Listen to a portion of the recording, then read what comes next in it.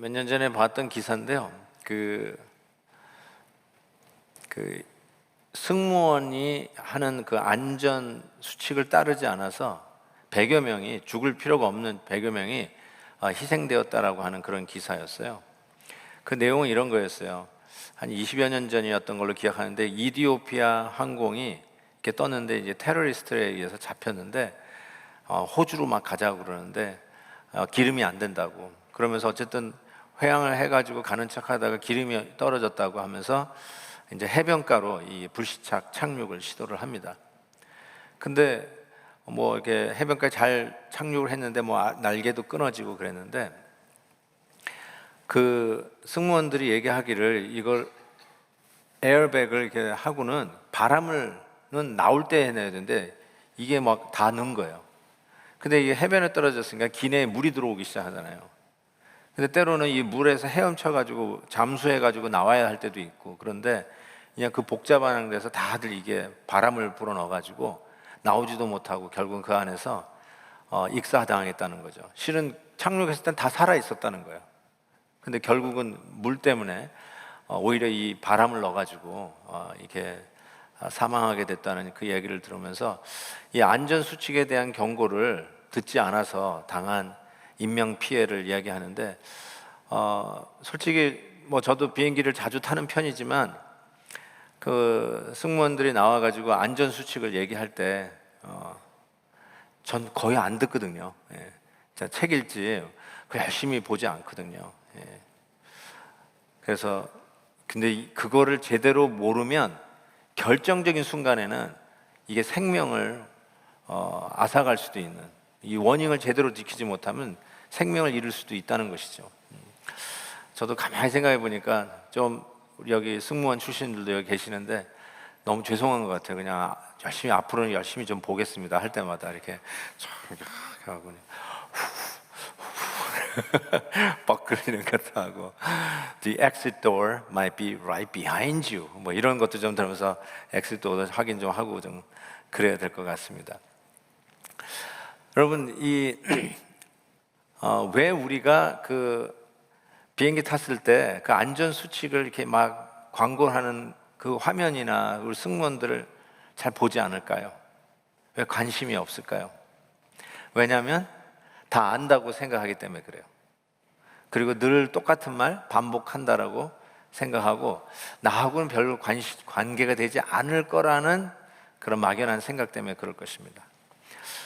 구태여 그 김남주 목사님의 쓴 책 실증이라는 책이 있어요. 그 책을 참 읽어보면 굉장히 아주 예리하게 우리들의 이 마음의 상태를 잘 보여줬다고 생각하는데, 좀 강하게 표현될 수 있지만 그 안내 수칙이 실증이 나는 거예요. 지금도 우리 교회 이제 안전 수칙 계속 얘기하고 있죠. 우리 현장 예배들. 어쩌면 저 다음 주에 저거 또 나가면 굉장히 실증 날지도 모르실 거예요. 반복이 되니까 실증 나는 거예요. 그런데 광야 백성들이 안식에 들어가지 못했던 이유가 마음이 완악하기 때문에 그랬다고 그랬어요. 오늘 하나님의 말씀을 들을 때 그 말씀을 믿음과 결부, 컴바인 시키지 못하고 마음이 완악해졌다는 거예요. 그게 완악해졌다는 말이 독하게 마음을 풀고 내가 하나님 말씀 전할 때마다 들이받을 거야, 이런 의도성을 가진 완악함이 아니라 실증난 거예요. 늘 그게 그 말 같은 거예요. 실증 났단 말이에요. 하나님의 말씀이 언제는 꿀과 송이꿀 같이 달게 들릴 수도 있잖아요. 근데 어느 날부터는 그게 들리지를 않는 거예요. 졸음이 오기 시작하는 거예요. 말씀이 옛날같이 생생하게 들리지를 않는 거예요. 여러분 어떠세요? 7년 전 김한영 목사님 설교에 뿅 갔다며요. 예. 근데 요즘은 왜 이렇게 주무세요? 예? 물론 여기 나오신 분들은 아니겠지만, 뭐 여기 너 너무 크게 웃는다. 자, 우리가 왜 그럴까요? 그게 근거죠. 김한영 목사님 신비감도 떨어지고 늘 똑같은 목소리고 same accent, 억양, 별로 그렇게 다른 것 같지 않으니까 그냥 졸릴 수도 있다는 생각이 들어요. 여러분이 뭐 독하게 내 설교를 뻗탱기려고 하는 건 아닐지 모르지만 안 들리는 거예요, 옛날처럼. 그걸 성경이 뭐라 하냐면은 마음이 완악하기 때문에 그렇다는 거예요. 여러분이 인정하든 인정하지 않든 성경은 여러분이 완악하기 때문에 결국 말씀이 안 들리면 워닝이 뭐예요? 이게 생명이 있는 거예요. 안식에 못 들어가는 거예요. 믿음과 결부시키는 일을 자꾸 하지 않는 거예요. 그래서 지난주 설교 다시 리마인드 해드리지만 마음의 문제, 그래서 안식이 안 되는 거예요. 그래서 트로트까지 얘기하면서 여백이 없어서, 또 박승희 씨 글 얘기하면서 마음의 무게, 왜 내 마음은 무거운가, 그 얘기하면서 이 마음의 문제를 다루지 않았습니까? 예수님께서 바리새인과 아주 이 논쟁을 하는 가운데 특별히 요즘 우리 손 씻는 거 얼마나 예민합니까? 꼭 손을 씻어야 되고, 애들도 밖에 갔다 들어오면 손 씻어, 손 씻어. 옛날에도 했던 말이지만 요즘은 더 아주 집요하게 예배 들어올 때도 손 씻어, 손 씻어. 저는 예배 끝나고 집에 방에 들어가서 사무실 가서도 또 손 씻습니다. 손 씻는 문제 가지고 바리새인과 예수님이 논쟁을 벌여요. 마태복음 15장에 보면 바리새인과 서기관들이 예루살렘으로부터 예수께 나와 이르되 당신의 제자들이 어찌하여 전통을 범하나이까? 떡 먹을 때 손을 씻지 아니하나이다. 그랬더니 예수님께서 이렇게 얘기합니다. 외식하는 자들아, 이사야가 너희에 관하여 잘 예언하였도다. 일렀을 때 이 백성이 입술로는 나를 공경하되 마음은 내게서 멀도다 하면서 이게 손 씻는 문제가 아니라 네 마음의 문제라는 거죠. 마음의 완악함의 문제라고 예수님께서 딱 집어내십니다.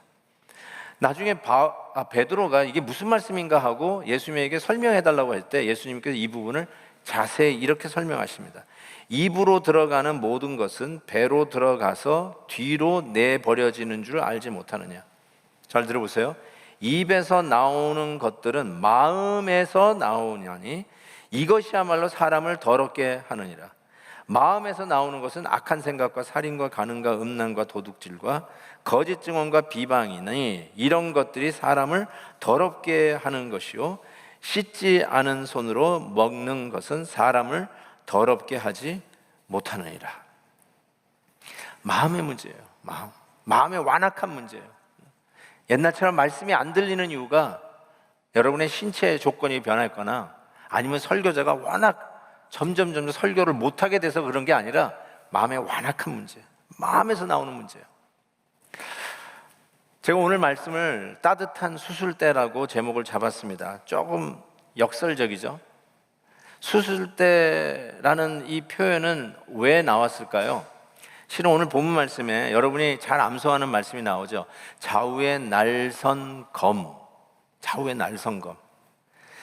이 검이라고 번역이 됐으니까 우리는 당연히 큰 검, 이렇게 칼싸움할 때 쓰는 검, 이 적과의 싸움할 때 적의 목을 치거나 심장을 찔러 죽일 수 있는 그런 검, 큰 검을 우리가 상상합니다. 맞습니다. 히브리서 11장에도 요 똑같은 헬라어 단어가 불의 세력을 멸하기도 하며 칼날을 피하기도 하며, 심지어는 우리 믿음의 선진들이 순교를 당한 것을 돌로 맞아 죽은 사람, 톱을 켜서 죽은 사람 이야기를 하지 않습니까? 그 다음에 이렇게 얘기해요.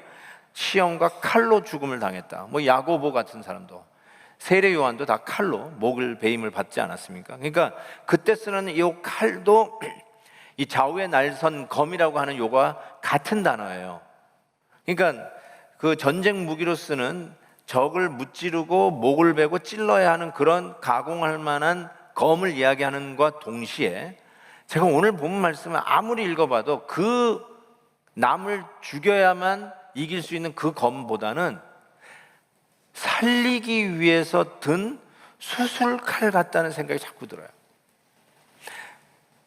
남의 목을 따기 위한 검이 아니라 저 사람을 수술해서 살려내기 위한 의도를 가진 좌우의 날선 칼이라는 생각이 들어요. 여러분 이걸 만약에 수술칼로 생각하시고 그 다음에 본문을 다시 한번 읽어보시죠. 12절 보세요. 하나님의 말씀은 살아있고 활력이 있어 living and active, 좌우의 날선 어떤 검보다도 예리하여, 그 다음 이거 잘 들어보세요. 혼과 영과 및 관절과 골수를 찔러 쪼개기까지 하며 또 마음의 생각과 뜻을 판단하는, 이 좌우의 날선 칼은 죽이려고 하는 검이 아니라 혼과 영과 및 관절과 골수를 찔러 쪼개는 수술하는 칼 같지 않습니까? 수술칼이라고 할 때 이게 정확하게 의미가 부각되지 않아요? 아, 이거는 살리려고 하는 칼이구나. 우리를 죽이려고 막 칼부림하고 있는 그런 끔찍한 칼이 아니라 좌우의 날성검 번뜩번뜩하는 정말 날카로운 칼임에도 불구하고 이 칼은 우리를 수술해서 살리려고 하는 칼인 것을 우리는 깨닫게 됩니다. 그래서 여기에 그 좌우의 날성컴, living and active, 얼마나 민첩한지요. active란 말이 에네르기 이렇게 돼 있어요. 그러니까 에너지, 굉장히 파워풀하면서도 힘이 있게 아주 탁월한 의사의 손에 들려져 있는 그 수술칼이 민첩하게 우리의 내장을 갈라가면서 가장 그 병 근원이 되는 것을 찾아 들어가서 탁탁 집어내가지고 잘라내는 이런 명의의 민첩함이 느껴지는 듯한 living and active, 살았고 활력이 있는 바로 그 말씀이 우리의 심장을 뚫고 들어와서 수술하는데 결국 뭘 수술하는가?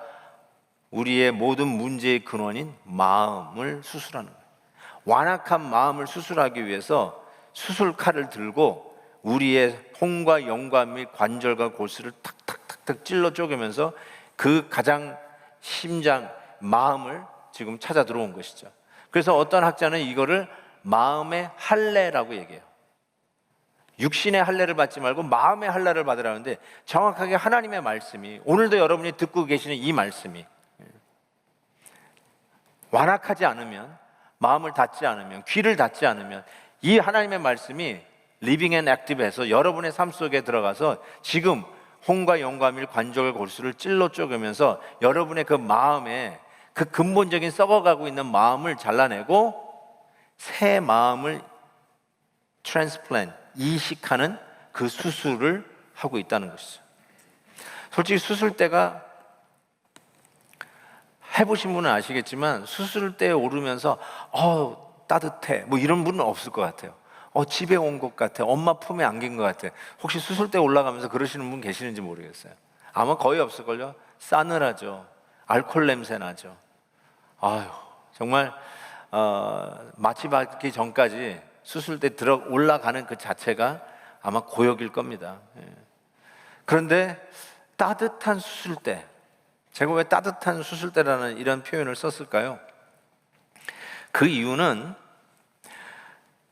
그 번뜩거리는 양날선 수술칼, 이 수술칼을 들고 있는 집도의 때문에 그렇습니다. 집도의 때문에 그래요. 이 집도의가 어떤 분인지 성경에서 이렇게 얘기하는데요. 13절 보시면 지으신 것이 하나도 그 앞에 나타나지 않음이었고 우리의 결산을 받으실 이의 눈앞에 만물이 벌거벗은 것 같이 드러나니라. 우리 수술 받을 때 몸이 다 벗겨지는 거 아시죠? 다 벗어야 되잖아요. 물론 수술 부위는 내놓고 있지만 수술복으로 갈아입잖아요. 싹 벗잖아요. 마치 벌거벗은 것 같이 딱 벌거벗은 몸으로 수술대 위에 올라서 있는 모습. 부끄럽기도 하고요. 초조하기도 하고요. 그렇죠? 근데 마치 지금 예수님이 집도의로서 이 수술칼을 들고 우리를 수술하려고 하는데 우리는 마치 수술대 위에 발가 벗겨진 것처럼 누워 있는 것이죠. 그런데 이렇게 얘기했어요. 우리가 그분 앞에서 우리의 결산을 받으실 이 앞에 누워 있는 것이다. 이 결산이라는 단어도 아주 재미있는 단어인데요. 원래는 헬라어가 로고스로 돼 있어요. 우리가 하나님의 말씀 로고스로 돼 있는데 이 하나님의 말씀이 결산이라는 의미도 가져요. 결산이라는 말이 영어로 보면 account예요. 회계. 그 말은 여러분이 살아온 세월 수만큼 여러분은 회계 장부가 생겨요. 40년 사셨으면 40년짜리 회계 장부가 생겨요. 70년 사셨으면 70년짜리 여러분의 삶의 회계 장부가 생겨요. 그거를 하나님 앞에서 결산한다. 그게 뭐예요? 어디스를 한다는 거예요. 감사 받으셔야 돼요.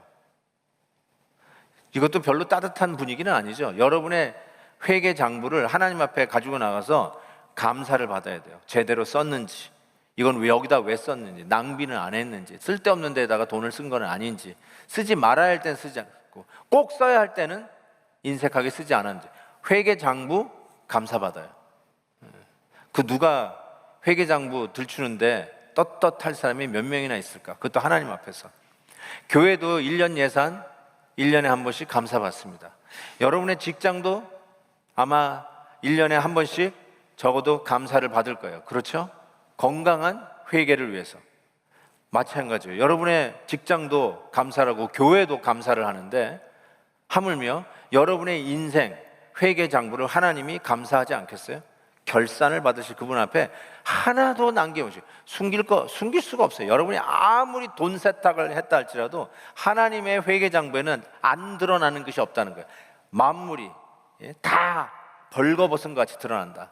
자, 그런데 말이죠, 그 집도이가 그 어마무시한 살벌한 수술대 위에서 수술칼을 들고 계시는 그분이 어떤 분이냐면 14절 보세요. 우리에게 큰 대제사장이 계시니 승천하시니 곧 하나님의 아들 예수시라. 우리가 믿는 도리를 굳게 잡을지어다. 그 집도위를 뭐라고 표현했냐면 큰 대제사장이라고 이야기하고 있습니다. 그분이 우리의 승천하신 분이요, 하늘의 지성소에 들어가신 분이요, 그리고 지금까지 얘기한 하나님의 아들이다. 그래서 우리가 그분을 믿고 안심할지어다, 그 얘기죠. 믿는 도리를 굳게 잡을지어다. 여기에 큰 대제사장이라고 표현한 것이 굉장히 참 흥미롭습니다.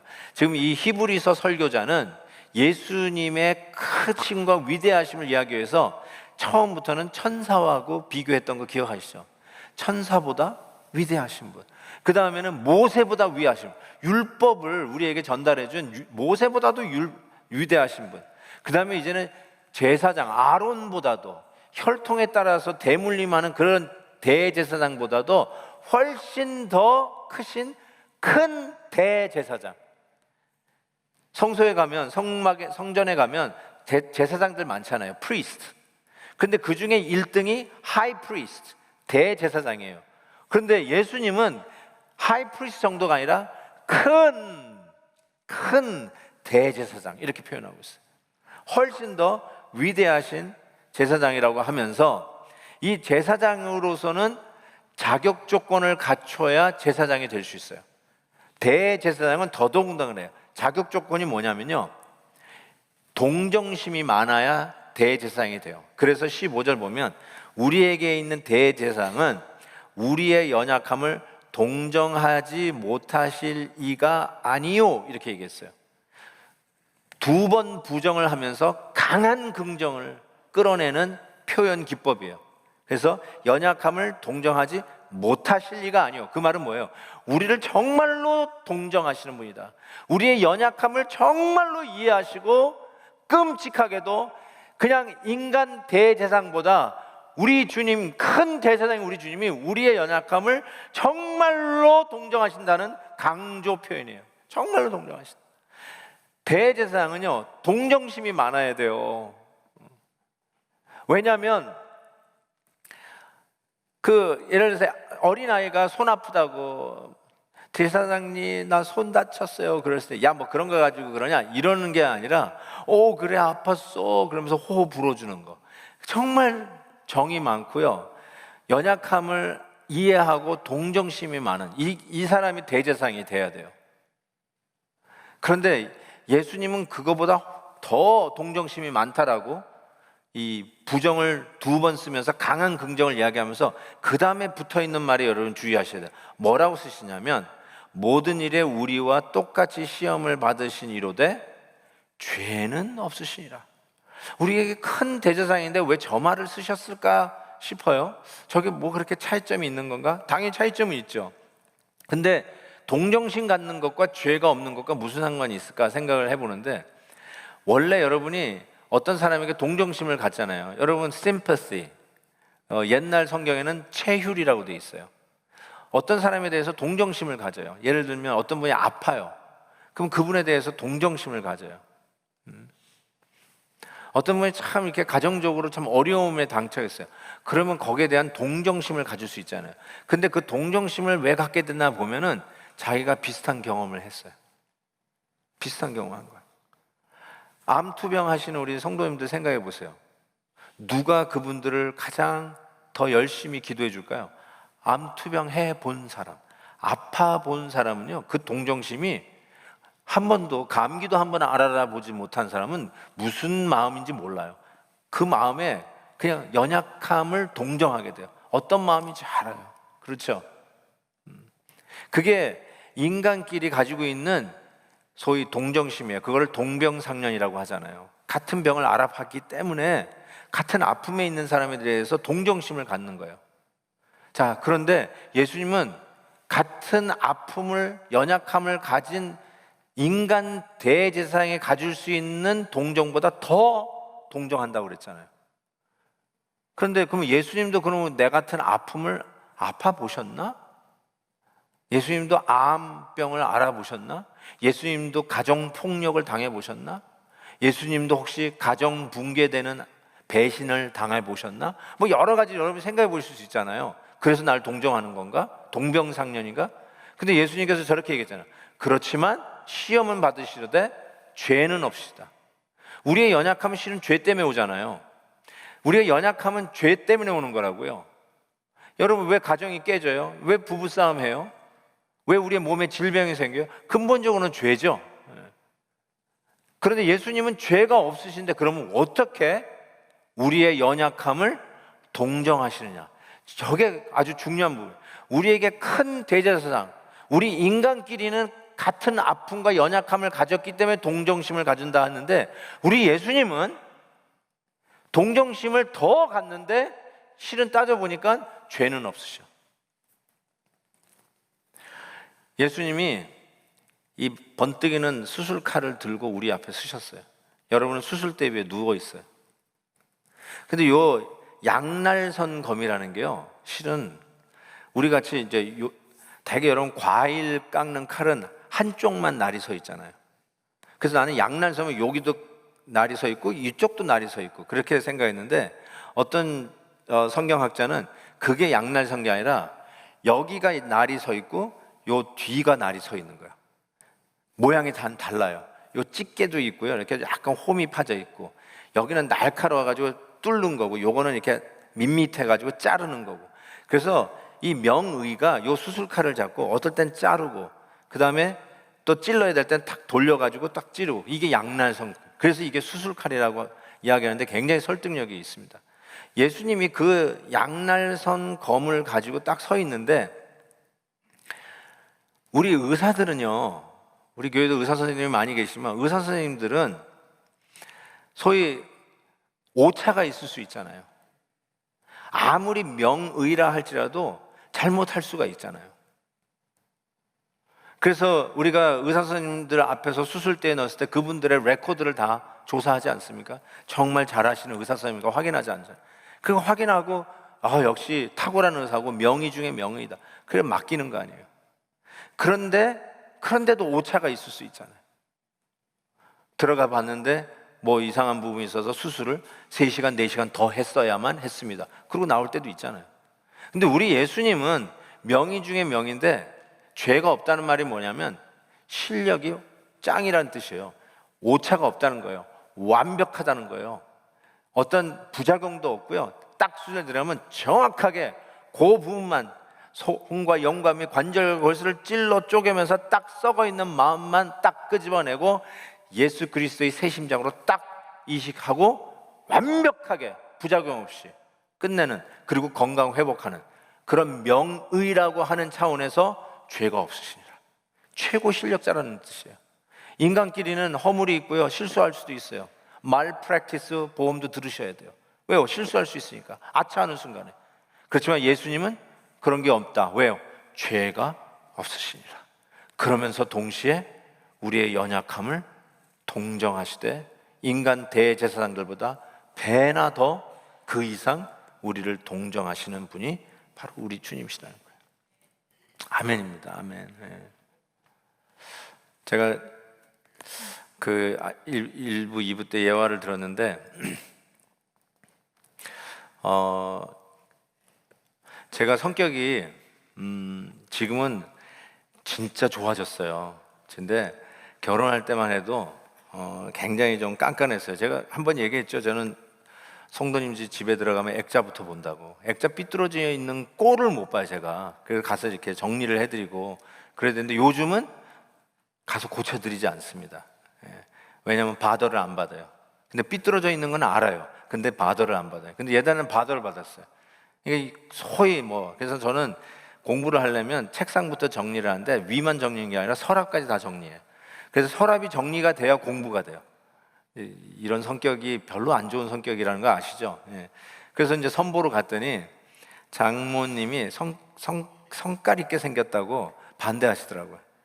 내가 그거 극복하느라고 말이죠, 얼마나 힘들었는지 몰라. 그래서 지금은 제가 우리 아내 성격을 많이 닮아갔어요. 신혼 때 뭐가 제일 받아댔냐면 이렇게 설거지할 때 그릇 깨는 우리 아내를 보면서 굉장히 받아받았어요. 아니 왜 그릇을 깨냐는 거야. 쨍그랑 소리가 나오면 이게 올라와. 이게 막 올라오면서 야 살림 다 해먹어라, 살림 다 해먹어라, 막 이런 소리가 막 나오는 거예요. 근데 이게 원래 그러면 안 돼. 이게 정말 못된 사람이었어요. 그래가지고 그래서 내가 한번 본때를 보여주겠다고 해서 내가 설거지 할게. 그래가지고 설거지를 막 하는데 저는 설거지도 기차게 잘합니다. 제가 완벽한 성격이기 때문에 깨끗이 합니다. 수돗물을 많이 써서 그렇지 아니면 얼마나 열심히 잘하는지 모릅니다. 그런데 그거 하다가 접시를 깼어요. 접시를 깬 후부터 제가 겸손해지기 시작했습니다.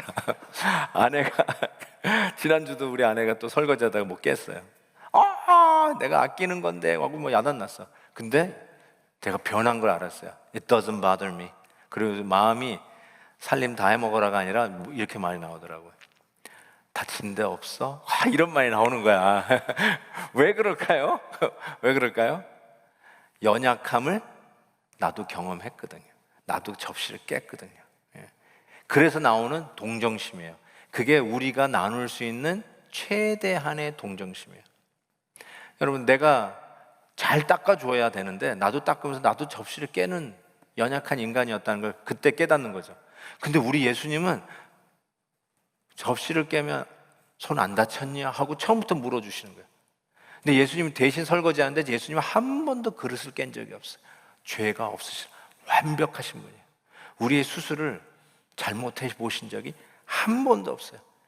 12,500번 수술하셨는데 12,500번 완벽하게 해내신 분이 죄가 없으신 우리의 집도의 큰 대제사장 예수님이라는 거예요.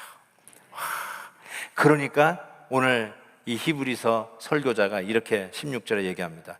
그러므로 우리는 긍휼하심을 받고 때를 따라 돕는 은혜를 얻기 위하여 은혜의 보좌 앞에 담대히 나가라. 우리 예수님한테 맡기라는 거예요. 수술대 앞에서 벌벌 떨지 말고 따뜻한 수술대예요. 예수님이 완벽하게 수술하시고 여러분의 썩어가는 마음 끄집어내시고 우리에게 새 마음 주시기 위해서 우리의 죄의 가격을 십자가에서 갚으시고 새 마음을 우리에게 이식시키시는데 일치의 오차도 없이 완벽하게 해내시는 우리의 명의 중의 명의 예수 그리스도, 그분이 수술칼을 잡고 우리를 수술하시기 때문에 그분 앞에 맡기라는 거예요. 우리가 건강해질 거예요. 새로워질 거예요. 썩어가는 가슴이 다시 그냥 팔딱팔딱 뛰는 새로운 심장을 가지고 다시 건강하게 일어날 것을 믿고 이전에 진부하고 늘 조금만 일하면 지치고 짜증나고 실증나던 우리들이 다시 하나님께서 수술해 주시는 새 심장을 가지고 어린아이와 같이 파릇파릇 다시 살아나는 그런 은혜가 있을 줄 믿고 맡겨 드리라는 거예요. 아멘, 아멘. 제가 지난주에도 말씀드렸듯이 이번 코로나 때문에 집에 갇히면서 그 미스터 트롯 그거 보면서 야 이런 것도 있구나 하는 걸 했는데 또 하나 드라마 하나를 건졌다고 그랬잖아요. 그게 넷플릭스에서 이게 방영된 슬기로운 의사생활이라는 거예요. 근데 거기에 정말 내가 왜 어떤 분은 내가 그래서 우리 목사님들하고 같이 좀 봐야 되겠다고 늘 생각했던 말이 뭐냐면, 거기에 나오는 의사 5명이 나오는데요, 친구들끼리 너무너무나 진짜 의사는 이래야 된다는 생각이 드는 거예요. 물론 드라마에서 나오는 거니까 실질적인 의사 생활은 좀 다르다 이렇게 이야기하실 수도 있을 거예요. 그럼에도 불구하고 드라마인 걸 충분히 인정하고, 그럼에도 불구하고 의사는 저래야 된다는 생각이 자꾸 드는 거예요. 그러면서 와닿는 도전이 뭐냐면, 목사도 저래야 된다고 자꾸 생각이 드는 거예요. 보신 분은 제가 무슨 말 하는지 알아요. 슬기로운 의사 생활. 맞아, 의사는 저렇게 해야 돼. 그렇다면 제가 느꼈듯이 목사는 저래야 돼 하는 슬기로운 목사 생활도 자꾸 떠오르는 거예요. 목사가 저래야 된다는 거예요. 어쩌면 여러분도 그런 생각 들지 않을까요? 그거 보면서 만약에 감동을 받았다면, 아 맞아, 슬기로운 직장 생활 있지 않을까요? 아 직장 생활 저렇게 해야 돼, 그런 말 생각 떠오르는 거 없을까요? 슬기로운 엄마 아빠의 목, 슬기로운 가정 생활, 틀림없이 떠오르는 게 있을 것 같아요.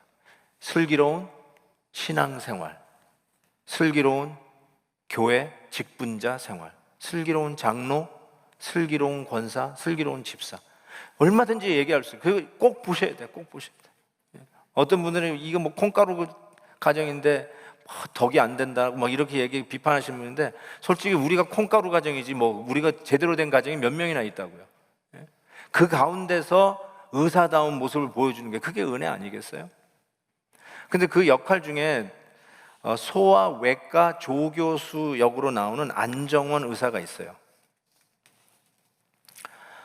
그 사람은 형제들이 다 그 카톨릭 그 신부들이 됐어요. 형들이 다. 근데 혼자 의사가 된 거예요. 그래가지고 부모님이, 그 엄마가 다 다른 사람들 다 신에게 바쳤지만 너 하나는 의사하는 거 그 보람으로 사는 게 이렇게 나와요. 근데 이 친구가 자기도 신부 되겠다는 거예요. 엄마가 막 뒤로 자빠지고 너는 안 된다 막 이러고 있는데, 제가 그걸 보면서 저렇게 의사생활 하는 거 보니까 신부가 돼도 잘하겠어요. 우리 주위에 가면 저 사람은 목사가 돼도 진짜 잘할 것 같아, 진짜 목사같이 할 것 같아. 그럼 감동이 오는 거예요. 근데 그 안정호라는 그 소아외과 의사가 어린 꼬마, 뭐 5, 6살짜리인가 꼬마의 수술을 하는데, 그 아이가 이 간열상으로 수술을 받습니다. 자세한 건 잘 모르겠는데 여러 가지 그런 복잡한 컴플리케이션들을 가족들 앞에서, 걱정하는 엄마, 아빠, 할아버지, 할머니, 친척들 앞에서 다 설명을 하게 됩니다. 그러면서 혈관 일부가 찢어져서 주변 조직이 많이 손상되어서 지혈이 안 되어서 참 이게 힘들 수도 있다. 그래서 결국은 간까지도 이렇게 잘라내게 되었다. 뭐 이런 여러 가지 이야기를 설명을 합니다. 가족들이 너무 걱정합니다. 특별히 엄마가 우리 딸 살 수 있을까요? 괜찮을까요? 오늘 밤은 넘길 수 있을까요? 제가 일단 최선을 다했습니다. 제가 잘 지켜보겠습니다. 오늘 밤이 고비인데 제가 잘 지켜보겠습니다. 막 그렇게 얘기하는데, 지켜보는데 가족들이요, 그 수술 그 병실 바깥에서 다들 들여다보고 야단났어요. 너무 걱정스러운 거예요. 이 꼬마가 살아날 건지. 그러니까 의사 선생님이 또 나가가지고 잘 설명합니다. 수술은 잘 됐고요, 최선을 다했고요. 왜 안 깨어나냐 그래서 일부러 재우는 거라고. 괜히 깨어나가지고 아프다고 막 이것저것 만지면 안 되니까 일부러 재우는 거라고 막 설명하니까, 또 할아버지 할머니가 또 설명하니까 그걸 또 설명하는 거예요. 나중에 늦게 온 조카가 왔는데 조카도 우리 애가 아직도 안 깨어났다면 그 잘못한 거야. 그 또 설명하려니까 우리가 설명할게요 하면서 정말 친절하더라고요. 야, 어떻게 의사가 저럴 수 있을까 할 정도로. 그러면서 오늘 하룻밤만 더 지켜보자고 중앙조실 다 그러는 거예요. 그래가지고 마스크 쓰고 엄마 아빠가 드디어 그 자기 딸 보러 가요. 그러면서 괜찮니? 겨우 이제 의식이 깨어났어요. 괜찮니? 그래 나 막 이렇게 하는데 의사 선생님하고 다 얘기하는 거예요. 밤을 꼴딱 센 의사 선생님이 그 엄마 아빠한테 괜찮을 거라고 막 그러면서 안심시켜주고는 엄마 아빠가 가는데, 그 깨어난 꼬마 환자하고 이 의사가 얘기를 해요. 그 장면에서 제가 울었거든요. 뭐라고 얘기했냐면 뭐 먹고 싶니? 하고 의사가 물어봐요. 그러니까 애가 초콜릿이요 그래. 그래? 그러면 태어날 때 선생님이 이만큼 사다 줄게 막 이러면서 근데 그거를 나가려고 하던 엄마 아빠가 뒤돌아서 그걸 봐요, 의사를. 그때 안심을 하는 엄마 아빠. 마스크는 썼지만 그 마스크 안에 미소가 지어지고 감격하는 엄마 아빠의 모습이 거기 나와요. 실수 많고요. 수술을 할 때 오차도 있을 수 있고요. 모르고 들어가기 때문에 한계가 있어가지고 수술한 후에도 계속 지혈이 안 돼가지고 지켜봐야 되는 이런 수술을 할 수밖에 없는 연약한 의사임에도 불구하고 밤을 지새우면서 그 환자를 지켜요. 그 어린 꼬마를 지켜요. 어쩌면 식구들은 잤을 거예요. 근데 이 의사는 그 아이를 지켜요, 끝까지. 그리고 부모가 그 다음날 아침에 와서 깬 아이를 보고 가는데 그 아이하고도 끝까지 동정심을 가지고 뭐 먹고 싶니? 너무 수고했다고 하면서 초콜릿 사주겠다고. 거기에 내가 감동을 먹으면서 목사가 이래야 돼, 이런 생각을 한 거예요, 제가. 의사도 한 환자를 이렇게 다뤄야 이게 슬기로운 의사인데 목사도 한 영을 이렇게 다뤄야 되지 않는가. 그러면서 막 회개가 되는 거예요. 우리 성도님들 생명의 경각에 달리면서 목사님한테 전화 와요. 카톡으로 와요. 기도해 달라고. 기도하죠, 제가. 근데 저는 그 의사처럼 밤을 못 샜어요. 기도하고 잤어요. 오늘 내일 하는 그 환자 성도님들 생각하면 내가 자면 안 되는데 전 잤다고요. 그러니까 이게 아닌 것 같아. 맞아요. 드라마라는 게 위로가 돼요. 드라마니까. 실질적으로 안 그래요, 목사님 하고 위로하실지 모르겠어요. 그렇지만 우리가 받는 도전은 그게 아니잖아요. 진짜는 저렇게 해야 되는 거 아니에요? 근데 인간은 아무리 슬기로워도 슬기로우고 싶어도 슬기롭지 않은데 우리 앞에서 집도하고 계시는 우리 예수님은 여러분이 믿어도 돼요. 그분은 밤새고 여러분을 지키세요. 그러면 주무시지 않으세요. 그리고 you know what? 그분은 한 번도 수술을 실수해 보신 적이 없어요. 완벽하게 수술해 내시는데 당신의 십자가로 여러분을 완벽하게 고쳐내시는 명의 중에 명이세요. 그래서 그분 앞에 맡기셔도 돼요. 돕는 은혜가 필요하세요? 그분에게 달려가세요. 꼭 수술 받아야 할 필요 있어요? 그분 수술대 앞에 따뜻하게 누우세요. 괜찮아요. 눈 감으세요. 발가벗은 거 다 그분 앞에 결산돼야 될 나의 치부 다 드러내시고 주님 수술해 주세요. 새롭게 태어나게 해주세요. 새 피조물로 살게 해주세요. 건강하게 해주세요.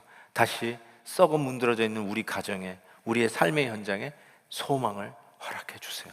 그분에게 달려가시면 우리 주님께서 여러분을 붙잡아 주시고 일으켜 주실 것을 믿습니다. 우리 이 찬송 같이 한번 불러봤으면 좋겠습니다. 너 예수께 조용히 나가 내 모든 짐 내려놓고. 정말 여러분 가지고 있는 짐 다 내려놓으십시다.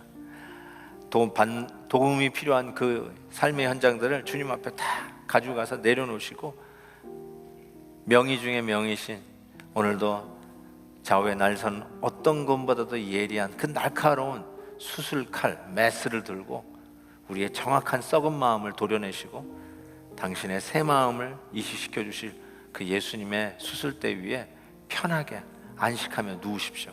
치료해 주실 것을 믿습니다.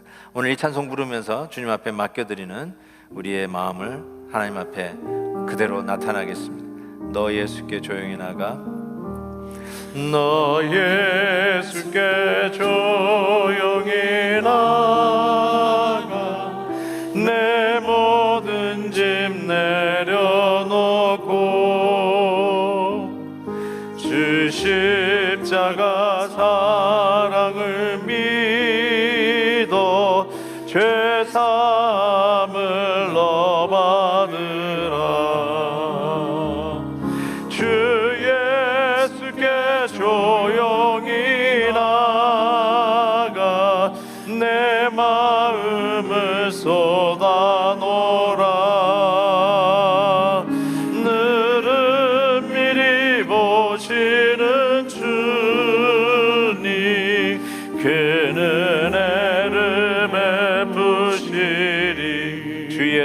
친구로 삼아 주 예수를 친구로 삼아 늘 내 옆에 모시어라.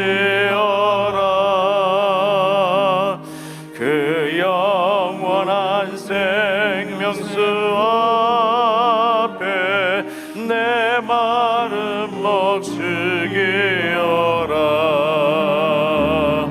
주 예수께 조용히 나가 내 마음을 쏟아놓으라. 늘은 미리 보시는 주님 그 은혜를 베푸시리. 잠깐 고개 숙여 기도하십시다. 오늘 말씀을 들으면서 이전처럼 하나님의 말씀이 들리지 않던 내 귀와 내 마음에 주여 수술칼, 좌우의 날선 어떤 것보다도 예리한 수술칼을 들고 우리 예수님 수술해 주세요. 이 완악한 마음 좀 도려내 주세요. 그리고 살같이 부드러운 우리 주님의 새 마음을 다시 심어 주세요. 그런 부분들이 떠오르신 분이 계시다면 오늘 바로 그분을 도와주시기 위해서 주님이 오신 거예요. 그분 수술해 주시기 위해서 오신 거예요. 주님의 수술대는요 살벌하지 않아요. 따뜻해요. 왜냐하면 완벽하게 고쳐주실 명의 중에 명의시거든요. 죄가 없으신, 그리고 우리의 연약함을 동정하시는 큰 대제사장이시거든요. 그분 앞에 맡기시면 넉넉히 치유해 주실 것을 분명히 믿습니다. 여러분의 모든 짐 주님 앞에 내려놓고 하나님 수술해 주세요. 이 부분 수술해 주세요. 내 이 못난 성격 수술해 주세요. 짜증나고 실증 잘 나는 이 성격 좀 수술해서 도려내 주세요. 말씀이 안 들리는 이 마음 수술해 주세요. 누구에 대한 불만, 원망, 해결내지 못하는 거 하나님 수술해 주세요. 우리의 가정을 수술해 주세요. 우리의 일터의 동료들 수술 좀 해주세요. 우리 같이 다 수술 받겠어요. 하나님의 그 수술 받으심에 놀라운 은혜를 사모하면서 우리 하나님 앞에 우리 간절히 한번 같이 합심해서 기도합니다.